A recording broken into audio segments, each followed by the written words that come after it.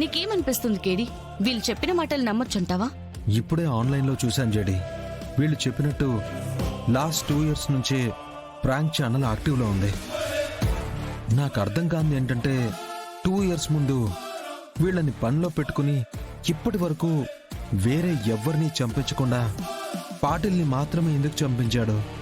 ఎందుకంటే పాటిల్ని చంపించాలనుకునే ప్లాన్ 2 ఏళ్ల ముందేసింది కేడి.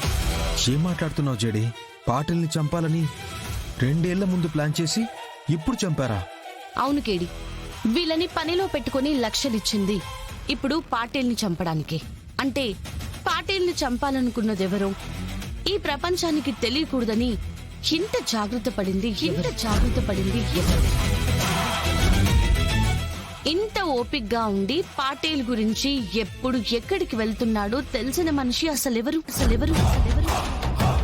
ఆ అబ్దుల్ని పట్టుకుంటే మన క్వశ్చన్స్ కి ఆన్సర్స్ దొరుకుతాయి కదా? అవును. ఈ 2 ఏళ్ల ఓపిక వెనుకున్నది ఎవరు?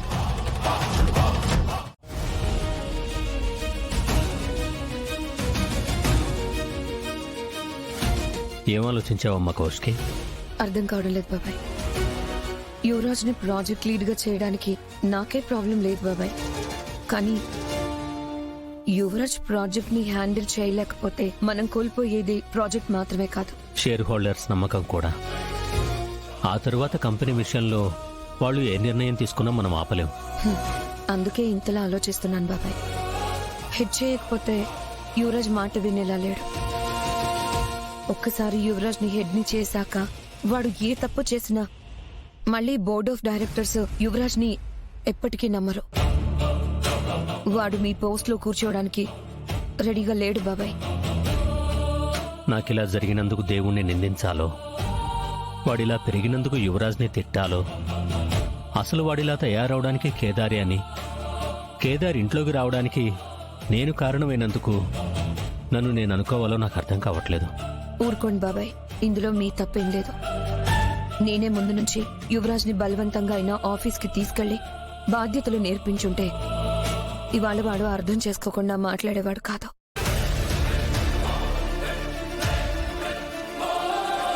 ఒకసారి రావ్ అంకుల్ తో యువరాజ్ గురించి మాట్లాడతాను.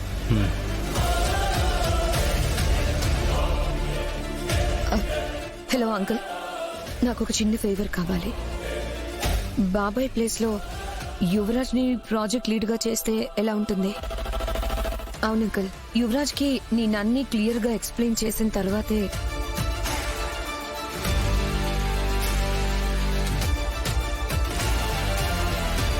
ఏం బా అమ్మి ఏం నిర్ణయించుకుంటాది?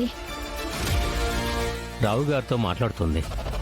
మన కంపెనీలో మన ప్రాజెక్టుకి ఎవరు లీడ్గా ఉండాలనేది కంపెనీలో పనిచేసే వాళ్ళని అడగడం ఏంటి మావయ్య? కంపెనీలో పనిచేసే వాళ్ళని అడగడం లేదమ్మా, కంపెనీ కోసం పనిచేస్తున్న వాళ్ళని అడుగుతుంది. కంపెనీ అంతా కౌశికి చేతిలోనే ఉండదు కదా, నిర్ణయం తీసుకోవాల్సిన వాళ్ళు చాలా మంది ఉంటారు. ఇప్పుడు ఓళ్ల పేరు చెప్పి తప్పించుకుందామని ఇదంతా చెప్తా ఉండవా? ఏ, నీకు నచ్చిందనుకో, నేను నీకు సమాధానం చెప్పలేను. అమ్మా నిష్క, ఎక్కువసేపు నిలబడకూడదేమో, కూర్చోమ్మా. పర్లేదు మావయ్య, నాకిప్పుడు బానే ఉంది. అక్క, రావు అంకుల్తో మాట్లాడేవాక ఏమన్నారు? నువ్వు వస్తానంటే రావు గారు మాత్రం ఏమంటాడబ్బోడా?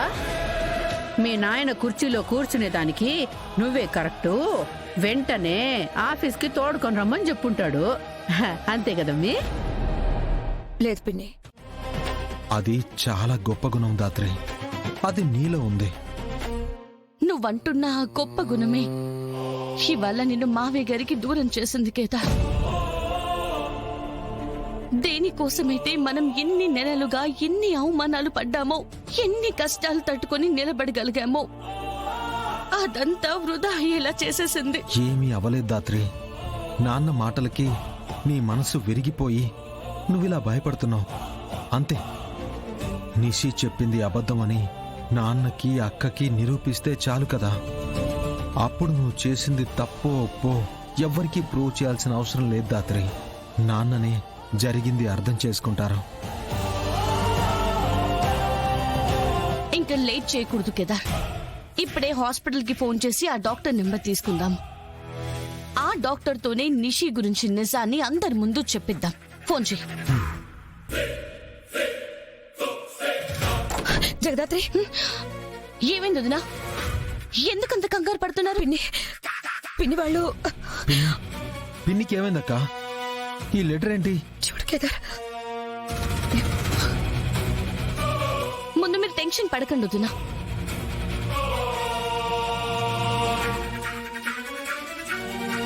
కేదార్, ఆ లెటర్ లో ఏముంది?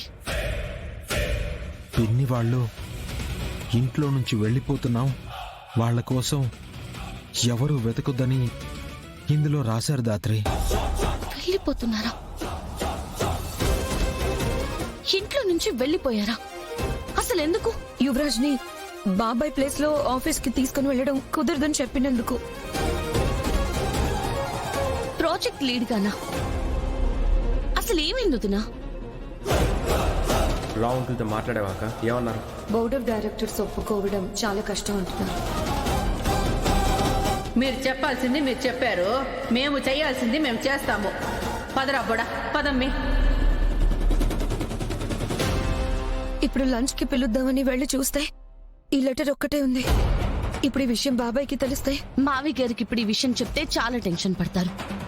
అసలే ఆయనకి రెస్ట్ అవసరమని డాక్టర్స్ కూడా చెప్పారు. ఇంట్లో నుంచి యువరాజు వాళ్ళు వెళ్ళి ఎక్కువసేపు అయినట్టు లేదక్క. మనం వెళ్ళి వెతికితే దొరుకుతారు. వాళ్ళని కలిసి మాట్లాడి కన్విన్స్ చేసి ఇంటికి తీసుకొద్దాం వదినా. సరే పదండి.